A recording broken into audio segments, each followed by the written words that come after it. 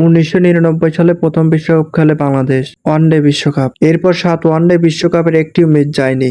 2007 সালে শুরু হওয়া টি-20 বিশ্বকাপের প্রথম আসর থেকে নিয়ে এবার পর্যন্ত 9 আসরে সবকটিতেই খেলেছে।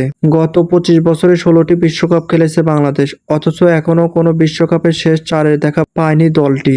অন্যদিকে 2010 সাল থেকে প্রথম কোনো বিশ্বকাপের মঞ্চে খেলা আফগানিস্তান 14 বছরে পেয়ে গেছে সেমিফাইনালের দেখা। 1999 সালে প্রথম ওয়ানডে বিশ্বকাপ খেলার সুযোগ পায় বাংলাদেশ। কিছু চমক দেখালেও স্টেজে বিতরণী পার হতে পারেনি তারা। পরের বিশ্বকাপ পারফরম্যান্সে আবারও বেহাল। 2007 সালে বিশ্বকাপে ভারতে হারিয়ে চমক দেখানো বাংলাদেশ প্রথমবার পায় সুপার 8-এর দেখা। 2015 সালে মাশরাফি বিন মুর্তজার নেতৃত্বে আরও একবার শেষ 8-এ ওঠে বাংলাদেশ। এর আগে ও পরে অন্য আসরগুলোতে বারবার প্রথম পর্বেই বাজিয়ে ওঠে বিদায় ঘণ্টা।